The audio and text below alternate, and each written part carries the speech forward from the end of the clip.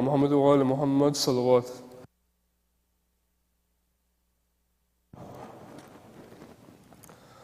أعوذ بالله من الشيطان الرجيم. بسم الله الرحمن الرحيم. تبارك الذي بيده الملك وهو على كل شيء قدير الذي خلق الموت والحياة ليبلوكم أيكم أحسن عملا وهو العزيز الغفور. الذي خلق 7 سماوات طباقا ما ترى في خلق الرحمن من تفاوت فارجع البصر هل ترى من فطور ثم ارجع البصر كرتين ينقلب إليك البصر خاسئا وهو حسير. ولقد زينا السماء الدنيا بمصابيح وجعلناها رجوما للشياطين واعتدنا لهم عذاب السعير. وللذين كفروا بربهم عذاب جهنم وبئس المصير. إذا ألقوا فيها سمعوا لها شهيقا وهي تفور تكاد تميز من الغيظ كلما ألقي فيها فوج سألهم خزنتها ألم يأتكم نذير قالوا بلى قد جاءنا نذير فكذبنا وقلنا ما نزل الله من شيء أنتم إلا في ضلال كبير. وقالوا لو كنا نسمع أو نعقل ما كنا في أصحاب السعير فاعترفوا بذنبهم فسحقا لأصحاب السعير. إن الذين يخشون ربهم بالغيب لهم مغفرة وأجر كبير. وأسروا قولكم أو اجهروا به إنه عليم بذات الصدور. ألا يعلم من خلق وهو اللطيف الخبير. هو الذي جعل لكم الأرض دلولا فامشوا في مناكبها وكلوا من رزقه وإليه النشور. أأمنتم من في السماء يخسف بكم الأرض فإذا هي تمور أم أمنتم من في السماء يرسل عليكم حاصبا فستعلمون كيف نذير. ولقد كذب الذين من قبلهم فكيف كان نكير. أولم يروا إلى الطير فوقهم صافات ويقبض ما يمسكهن إلا الرحمن إنه بكل شيء بصير. أمن هذا الذي هو جند لكم ينصركم من دون الرحمن إن الكافرون إلا في غرور. أمن هذا الذي يرزقكم إن أمسك رزقا بل لجوا في عتو ونفور. أفمن يمشي مكبا على وجهه أهدى من يمشي سويا على صراط مستقيم. قل هو الذي ينشأكم وجعل لكم السمع والأبصار والأفئدة قليلا ما تشكرون. قل هو الذي ذرأكم في الأرض وإليه تحشرون. ويقولون متى هذا الوعد إن كنتم صادقين. قل إنما العلم عند الله وإنما أنا نذير مبين. فلما رأوه زلفة سيئت وجوه الذي كفروا وقيل هذا الذي كنتم به تدعون. قل أرأيتم من أهلكني الله ومن معي أو رحمنا فمن يجير الكافرين من عذاب أليم. قل هو الرحمن آمنا به وعليه توكلنا فستعلمون من هو في ضلال مبين. قل أرأيتم من أصبح ماؤكم غورا فمن يأتيكم بماء معين. صدق الله العلي العظيم. صلوات الله صل على رحم الله من قرأ السورة المباركة الفاتحة.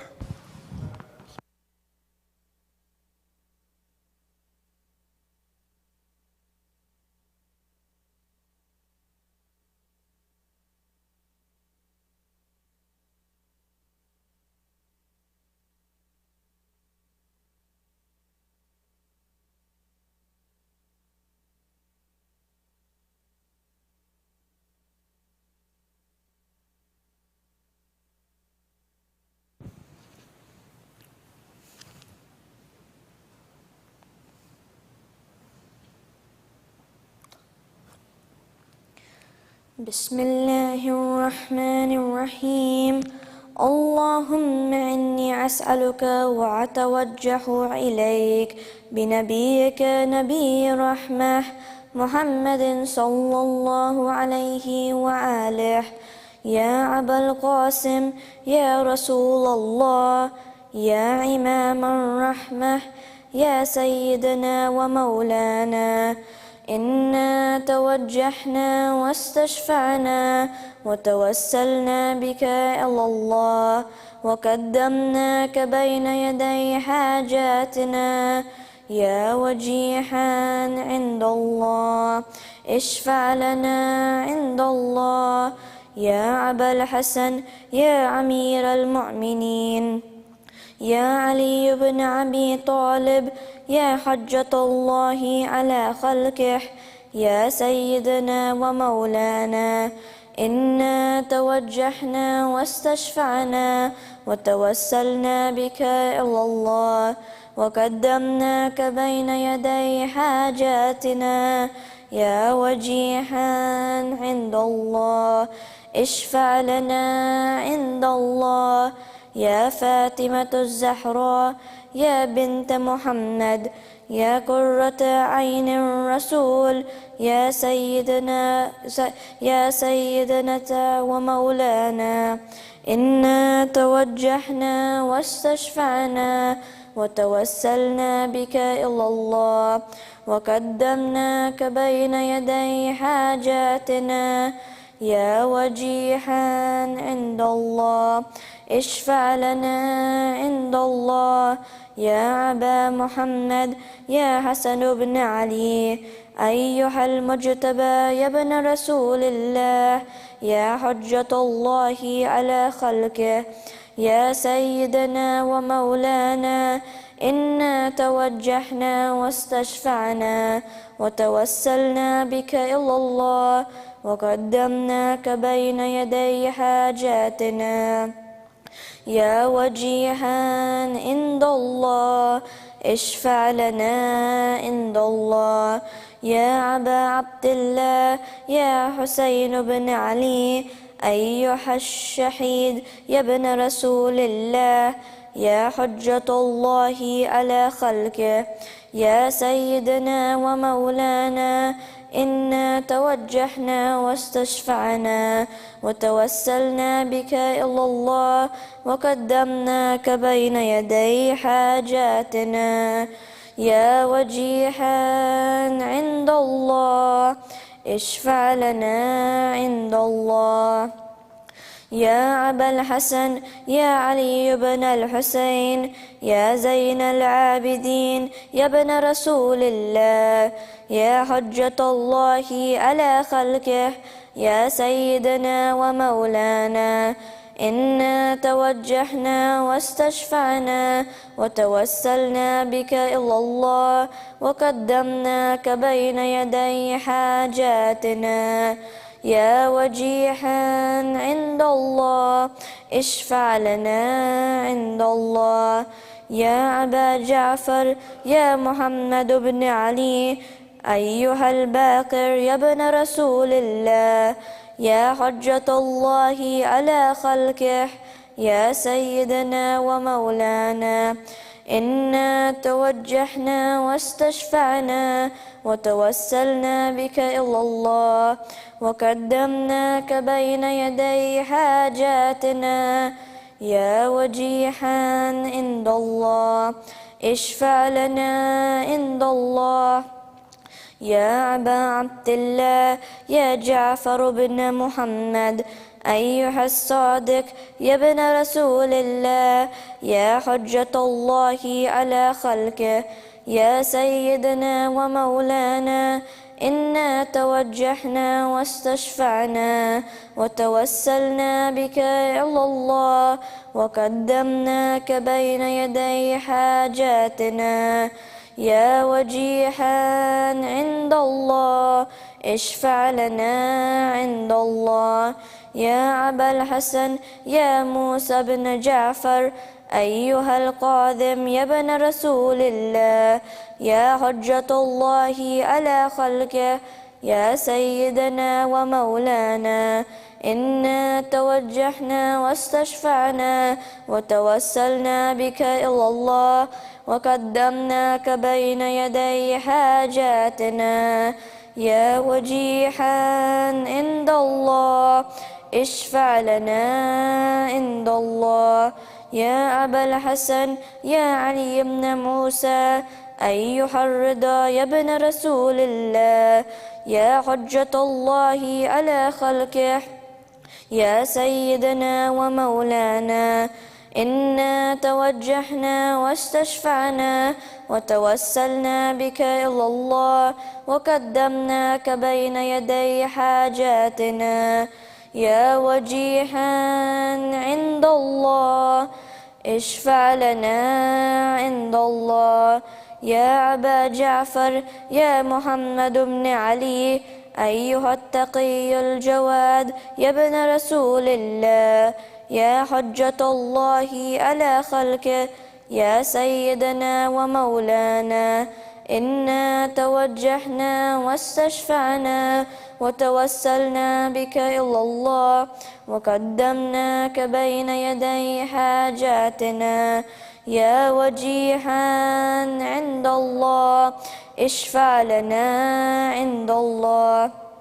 يا أبا الحسن يا علي بن محمد أيها الحادي النقي يا ابن رسول الله يا حجة الله على خلقه يا سيدنا ومولانا إنا توجهنا واستشفعنا وتوسلنا بك إلى الله وقدمناك بين يدي حاجاتنا يا وجيها عند الله اشفع لنا عند الله. يا أبا محمد يا حسن بن علي أيها الزكي العسكري يا ابن رسول الله يا حجة الله على خلقه يا سيدنا ومولانا إنا توجهنا واستشفعنا وتوسلنا بك إلى الله وقدمناك بين يدي حاجاتنا يا وجيها عند الله اشفع لنا عند الله. وتوسلنا بك إلى الله وقدمناك بين يدي حاجاتنا يا وجيها عند الله اشفع لنا عند الله. يا حجة الله على خلقه يا سيدنا ومولانا إنا توجهنا واستشفعنا وتوسلنا بك إلى الله وقدمناك بين يدي حاجاتنا يا وجيها عند الله اشفع لنا عند الله. يا وسي الحسن والخلف الحجة أيها القائم المنتظر المهدي يا ابن رسول الله يا حجة الله على خلقه يا سيدنا ومولانا إنا توجهنا واستشفعنا وتوسلنا بك إلى الله وقدمناك بين يدي حاجاتنا يا وجيها عند الله اشفع لنا عند الله عند الله اشفع لنا عند الله يا وجيها عند الله اشفع لنا عند الله حاجات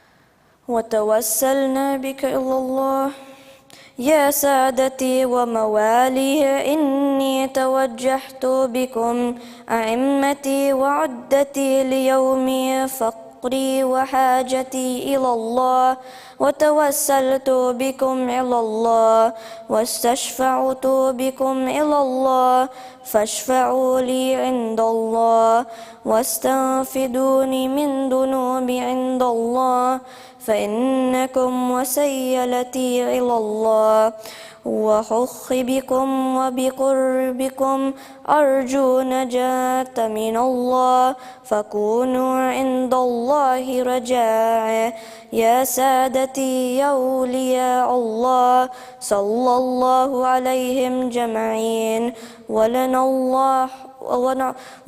الله عداو الله الظالمين من الأولين والآخرين آمين رب العالمين صدق الله العلي العظيم صلوات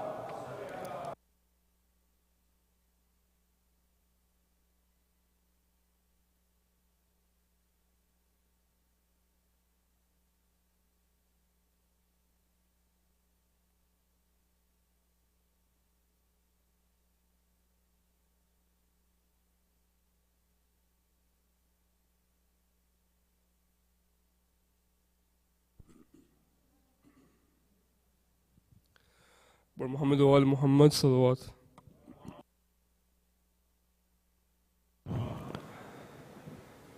کہاں جائے آخر بیابان ہے سوں شکستہ ہے پہلو اکیلی ہے زہرا رونے پا پہرا مصائب کا سہرا اکیلی ہے زہرا رونے پا پہرا مصائب کا سہرا اکیلی ہے زہرا در فاطمہ کو جلایا ہے تم نے کیا وعدہ اپنا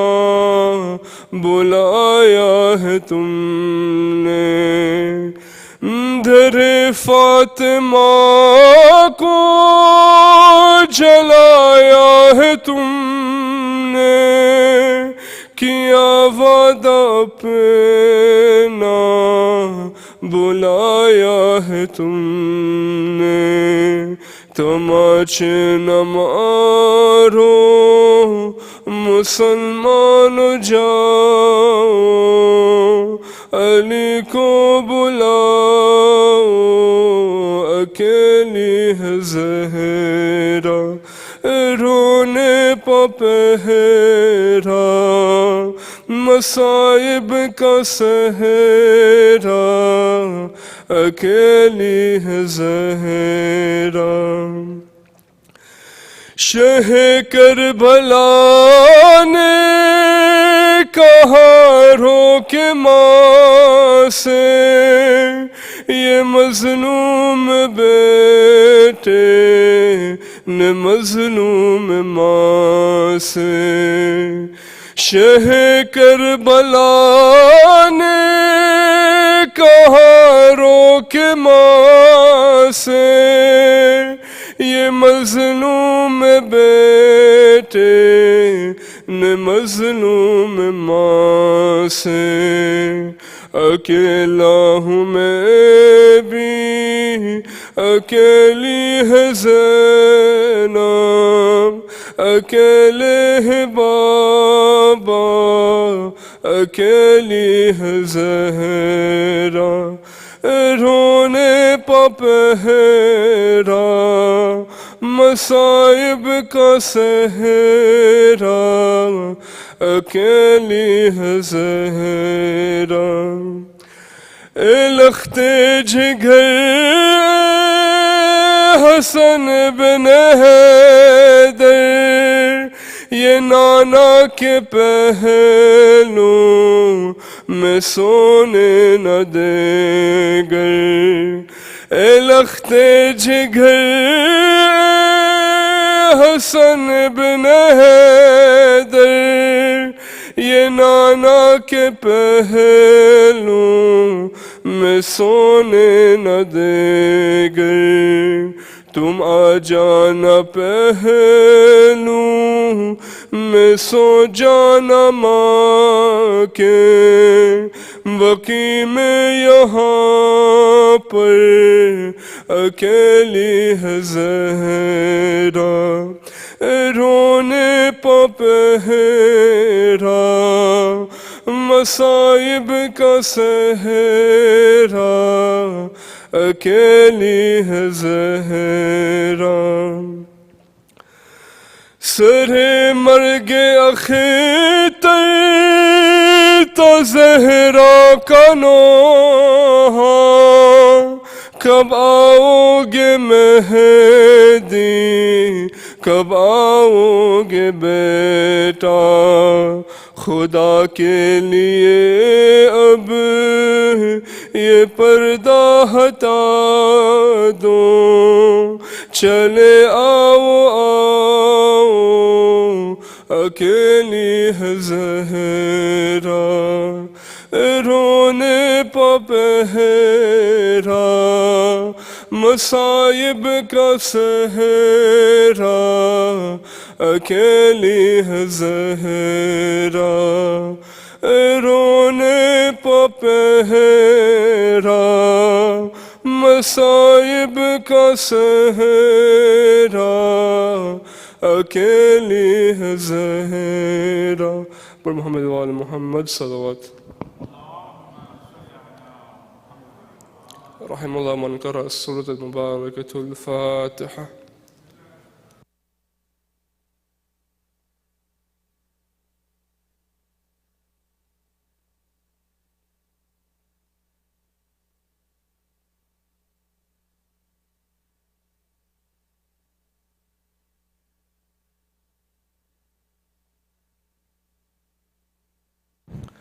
أعوذ بالله من الشيطان الرجيم بسم الله الرحمن الرحيم Sayyid Shabbir Kirmani, respected elders, brothers and sisters, Assalamu alaikum wa rahmatullahi wa barakatuh.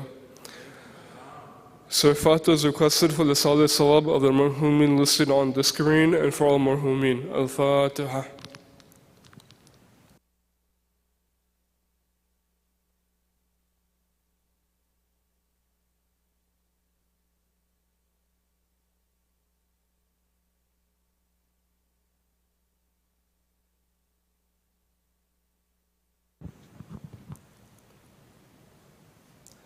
I am Najibu is requested for the names listed on the screen and for all those who need here and elsewhere. Bismillah ar-Rahman ar-Rahim.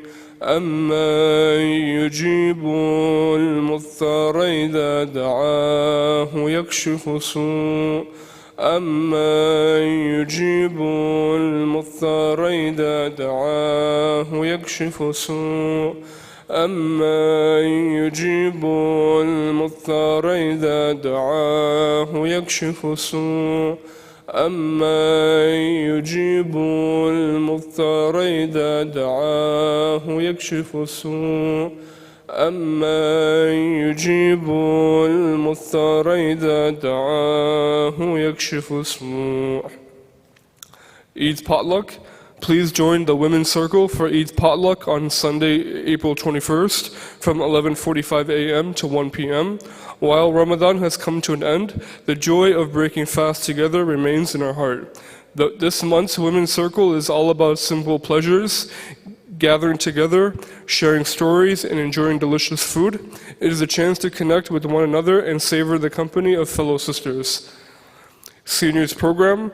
Join us for a delightful seniors program at Ormond Beach on Saturday, April 20th at 11 a.m. Enjoy fun activities, delicious food, and more for just $10 per person. The RSVP is tomorrow by April 17th. Contact Sister Jamila Gham or Sister Nasreen Jaffer for ladies and Brother Hasnain Fazl for gents at the numbers listed on the screen. At this time, I'd like to call Sayyid Shabbir Kirmani to give tonight's lecture with a loud salawat ala Muhammad wa ali Muhammad.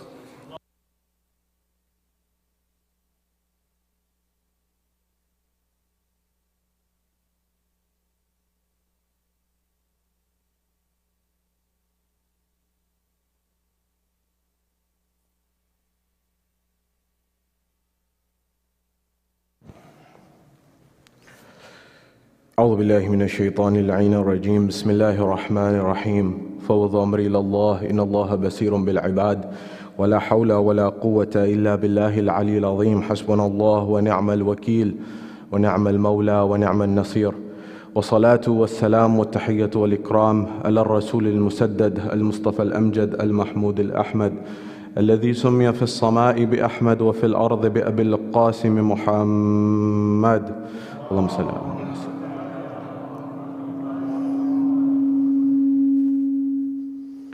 وعلى أهل بيت الطيبين الطاهرين المعصومين المظلومين المنتجبين الذين أذهب الله عنهم الرجس وطهرهم تطهيرا اللهم صل على وقل رب اشرح لي صدري ويسر لي أمري واحلل عقدة من لساني يفقه قولي. أما بعد، قال الله تبارك وتعالى في كتاب الكريم: بسم الله الرحمن الرحيم قل لا أسألكم عليه أجرا إلا المودة في القربى. صدق الله العلي العظيم. زينوا مجالسكم بالصلوات على محمد وآل محمد. اللهم صل على محمد. My respected elders, brothers and sisters in Islam and Iman, here in Florida or across the globe, wherever you may be hearing my voice, Salamun alaikum jami'an wa rahmatullahi wa barakatuh. Question: what is the importance of the preservation of Islamic heritage? When you come to any civilization in the world, you'll find that society moves through a progression of history, and what today is present eventually becomes history. But civilizations and societies have come forward and said it's important to document history, it's important to recognize history, it's important to learn from history so that societies can progress and don't make the same mistakes that past civilizations made. Therefore, you find that museums are established, historical monuments are erected, and many other things come forward in terms of trying to explain to society where it is that we came from so that we can make a better progress towards where we are going. To that end, tonight, when we are commemorating Yawm Gham, or the Inhidam Jannatul Baqi, that is the destruction of Jannatul Baqi, and commemorating it, a few things that I want to look at with you in terms of why is this day so important, number one, and why is it important to mark it? Number two, what does the Quran say about this, and why is it important to recollect on what the Quran says in order for us to know what our guiding compass is in life? The third thing is, what was the Prophet's sunnah and his approach when it came to mausoleums, when it came to cemeteries, when it came to the preservation of Islamic heritage and sites? And finally, what is the path forward in terms of how we can learn and build a better society that preserves these institutions, physically, but more importantly, the values that these personalities who are buried in Jannatul Baqi represent in the heart and the mind more than anything, inshallah. This is our agenda for the brief moments that we are together. Wherever you are, here in Florida or across the globe, from the bottom of your heart, send a salawat ala Muhammad wa ali Muhammad. Allahumma salli ala.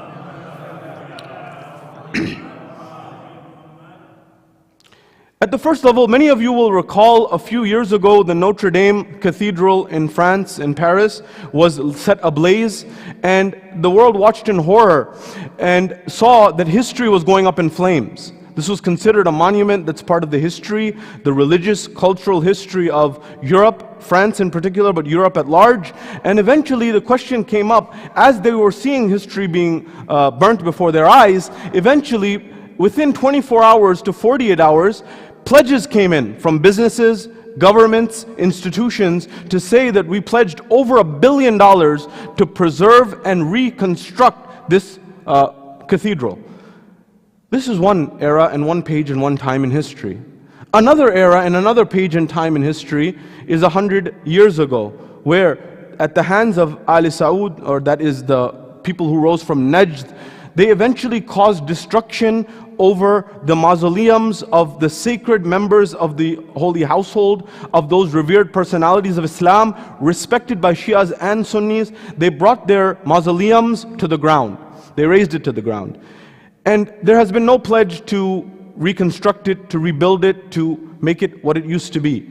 And that's over 100 years. Well, what happened? What led to this? Why is this something that we need to look at? Number one. Number two, another example, as I just gave the example of the cathedral in Paris, is the example if you go today, and I go today, you go to London, I've been there, I'm sure you've been there, there are certain buildings, there's different zones in London. There's zone 1, zone 2, zone 3, and the likes.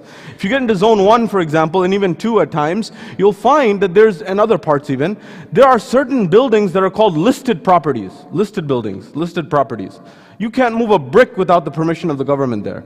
And the idea is that these are buildings that are 100, 150, 200 years old, and in that ballpark. And the reason when asked is that, well, these are historic monuments. You can't just gut this and make it look completely different. You can't change the exterior. This is not just, it's your building. You may own the building even, but you still can't move a brick without that permission because you own the building, but the building also has some ownership in terms of the culture of the society around it.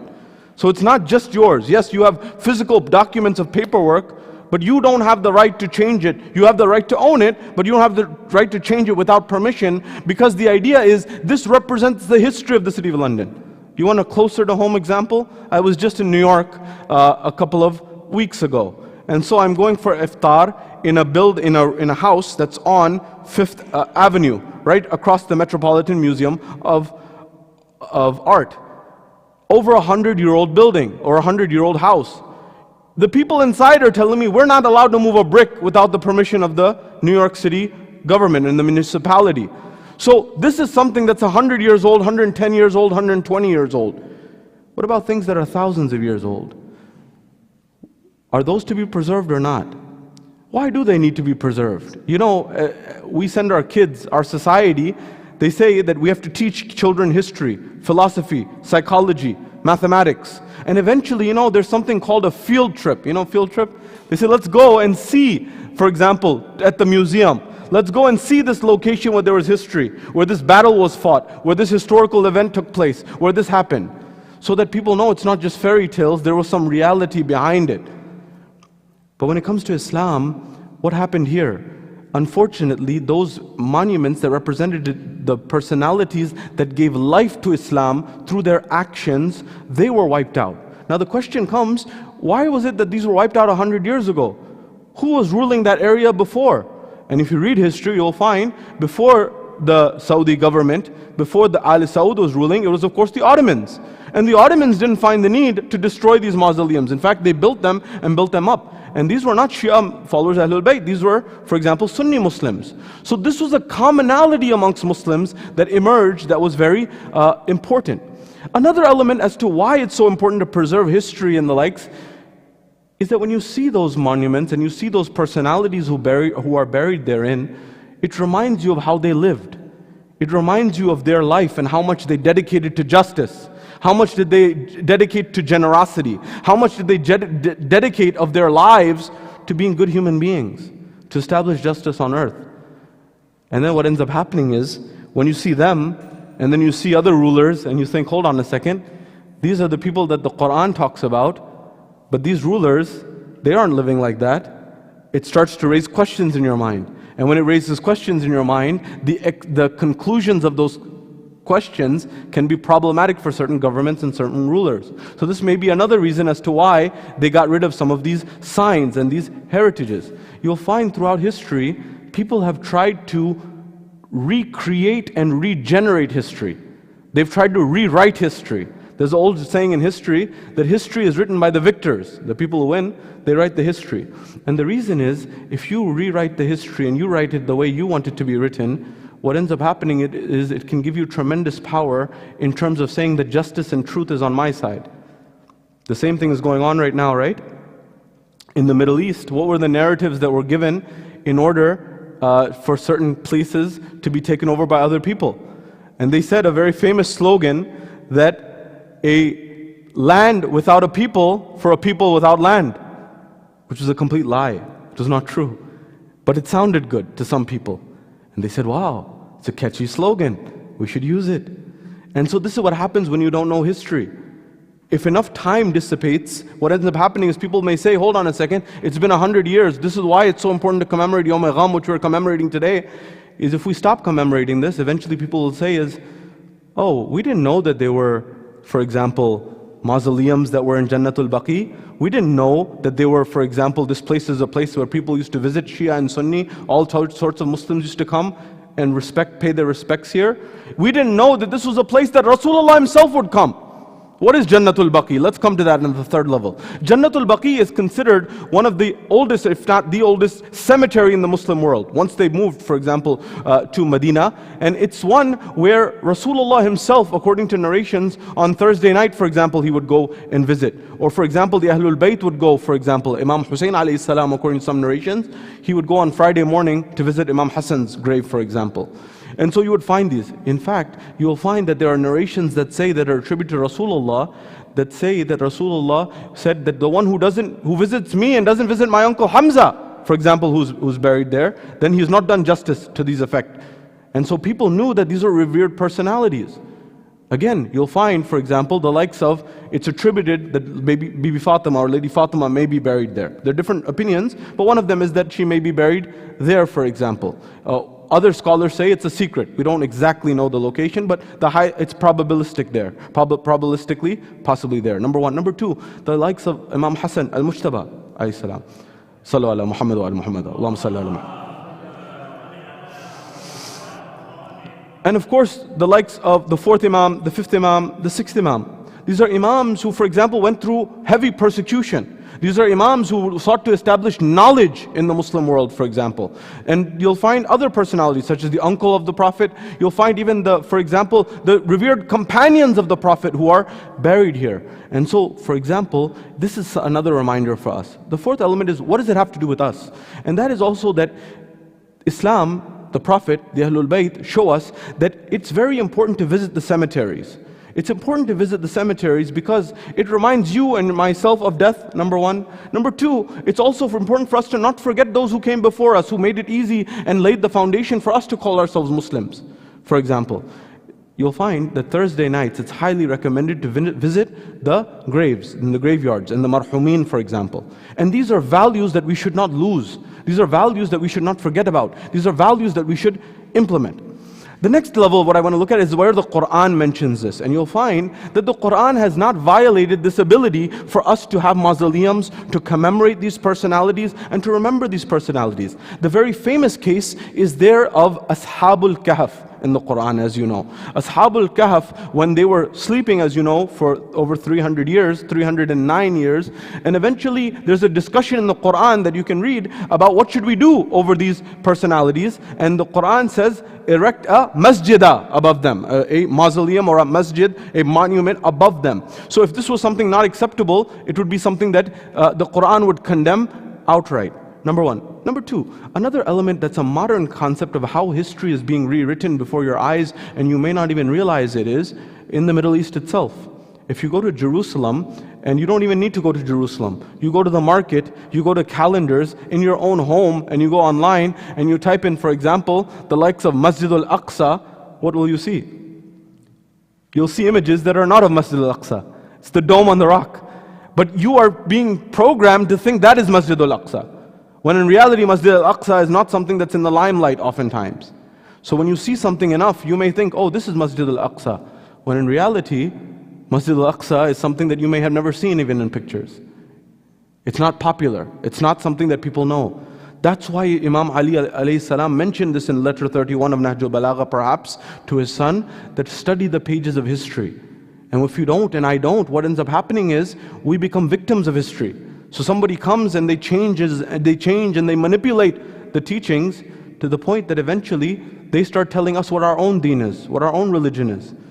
You know, many people don't know, for example, historically, that the dome of Rasulullah, today it's green. By the way, you know, they've wanted to destroy the dome many times of Rasulullah. In fact, they've also made declarations in the past to destroy, for example, or separate the Masjid of Nabi and Rasulullah himself. All of these things have been mentioned. And unless and until people get together and say, look, this isn't acceptable. This is a disrespect to those personalities. We're not worshiping them. Nobody's worshiping them. We're remembering them. We're commemorating them because they teach us the values that we need to live by. They are teaching us the principles that we need to live by. They are teaching us what justice is, then what we need to live by virtue of that. But again, one of the biggest lessons of history is that man does not learn from history. So you would find that Rasulullah, for example, he would go to his companions. He buried many of them. He would visit the cemetery very often. Why is it that people are not able to visit as openly as they should, and why are these not built again? The final thing that I want to mention is maybe positively the government there is showing some openness. Today, maybe there is a little bit more optimism than years past. In the past, it was an open shut. There was no possibility of the reconstruction of Jannatul Baqi. But today, as you're noticing the shift in the government's stance on certain things, it's a possibility that this may be done. Now, we should also explore this and also raise awareness to try to see if there's a way that this can be done such that it gives rise to a generation where we are able to see the rebuilding of Jannatul Baqi in our lifetimes, inshallah. Otherwise, this may drag out. And if it drags out, 1 year becomes 10, 10 becomes 100, 100 becomes who knows how many years. So we should pray to Allah subhanahu wa ta'ala that this is done. The final thing is, who are these personalities that are buried there? There are narrations that say, for example, there are 3 narrations with respect to Fatima al-Zahra and where she is buried. One is that she is buried in Jannatul Baqi. One is that she is buried where Rasulullah said, Rawdatan min Riyadh al-Jannah, between his mimbar and next to it being a garden. He said that's another possibility. And a third view amongst scholars is that she is buried in her own room where she lived. There's difference of opinions. One is popular, which is Jannatul Baqi, but some scholars say what is more likely is she's buried in her own room. Allah knows that's one of the secrets with respect to Allah subhanahu wa ta'ala. As Ayatullah Najafi Mar'ashi said in his will to his son, he said, my son, don't ever forget to recite in your qunut of salat, بِحَقِّ فَاطِمَةَ وَأَبِيهَا وَبَعْلِهَا وَبَنِيهَا وَصَرَ الْمُسْتَوْضِعَ فِيهَا. That by Fatima and her father and her husband and her children, and the secret with which she is buried. Several secrets, one of them is perhaps this. The other element is her children, the likes of Imam Hassan alayhi salam, and the likes of Imam Sajjad alayhi salam, the likes of Imam al-Baqir alayhi salam, the likes of Imam al-Sadiq alayhi salam. People who dedicated their lives to nothing but illuminating the people by raising their intellect, raising their knowledge, giving them guidance, giving them wisdom to make the world a better place through knowledge, through du'as, through peace, through tranquility, through generosity and all these other things. But the world did not do justice. Allah subhanahu wa ta'ala in the Quran says, for example, with respect to the Prophet and what is the recompense that you should get. He says, وَقُلْ لَا أَسَلُكُمْ عَلَيْهِ أَجْرًا إِلَّا الْمَوَدَّةَ فِي الْقُرْبَى. Ask and say that you do not wish anything except for love to the near ones. Here, these are the near ones. And what did this world do? The narrations say that Imam Hassan al-Mujtaba, that when he was about to be buried, they wanted to bury Imam Hassan al-Mujtaba next to Rasulullah. But the narrations say that they did not allow that to happen.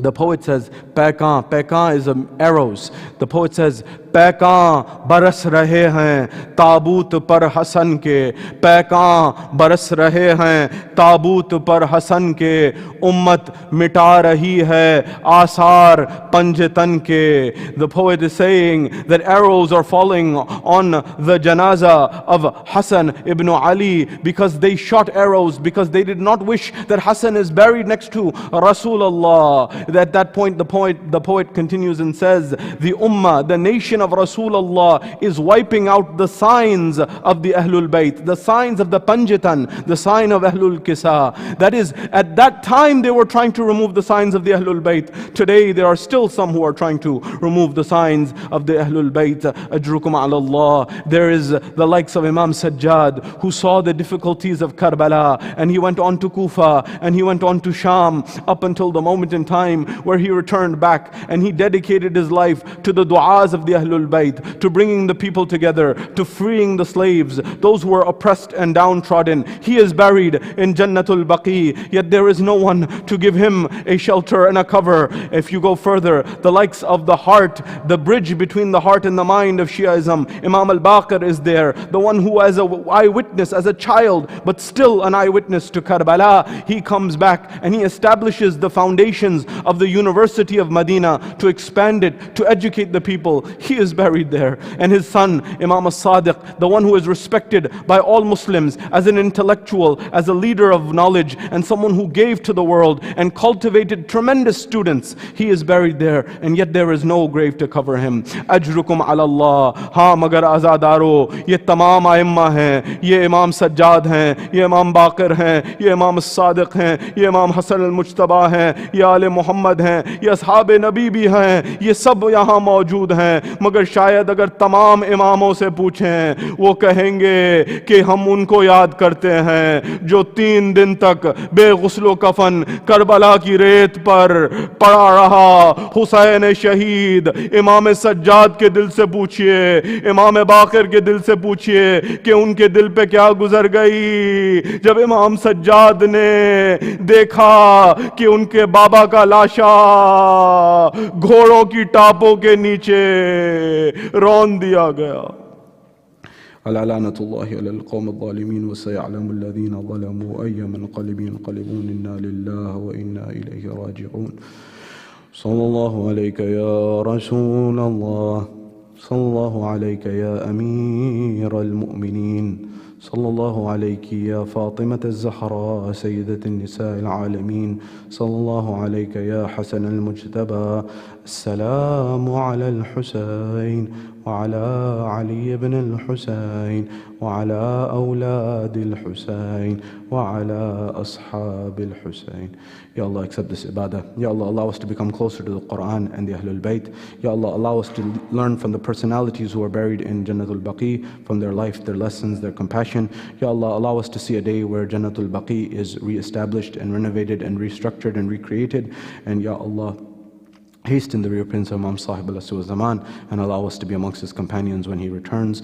A final request to please recite the Surah Al-Fatiha for your marhameen, for our marhameen, and for all those who do not have someone to recite a Fatiha for them in this night. Surah Al-Mubarak Al-Fatiha ma'as salawat. Allahumma salli ala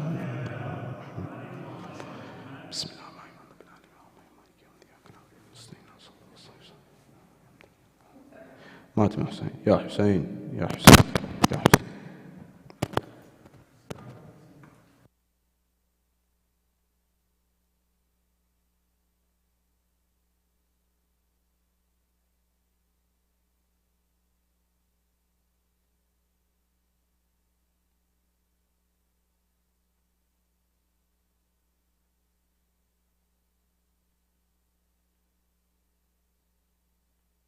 पीट के यूं कहने लगी हाय हुसैना, जन्नत से बुका करती हुई फातिमाई, जन्नत से बुका करती हुई फातिमाई। सर पीट के यूं कहने लगी हाय हुसैना, जन्नत से बुका करती हुई फातिमाई, जन्नत से बुका करती हुई फातिमाई। سر پیٹ کے یوں کہنے لگی ہائے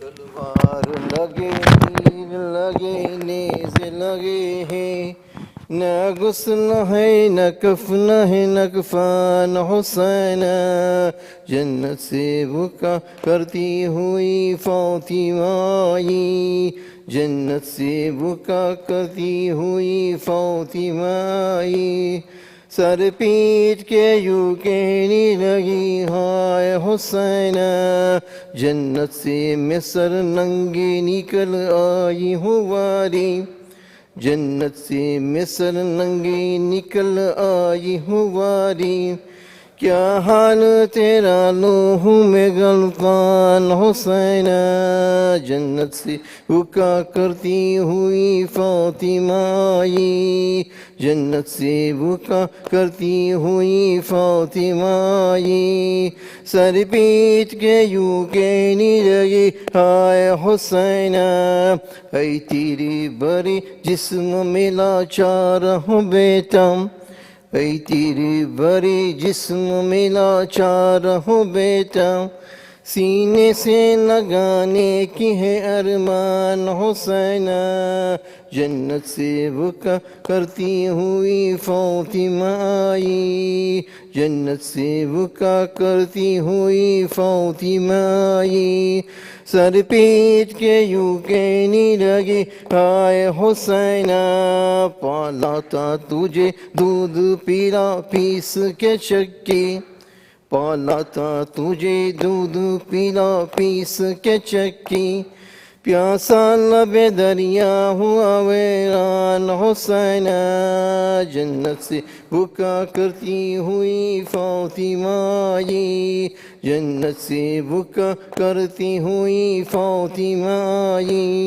سر پیٹ کے یوں کہنے لگی ہائے حسین کن آنکھوں سے ان ہاتھ کٹے لاش کو دیکھو کن آنکھوں سے ان ہاتھ کٹے لاش کو دیکھو جلتی ہوئی ریتی پہ ہے قربان حسین جنت سے بکا کرتی ہوئی فاطمہ جنت سے بکا کرتی ہوئی فاطمہ سر پیٹ کے یوں کہنے لگی ہائے حسین جنت سے بکا کرتی ہوئی فاطمہ جنت سے بکا کرتی ہوئی فاطمہ سر پیٹ کے یوں کہنے لگی ہائے حسین سورۃ الفاتحہ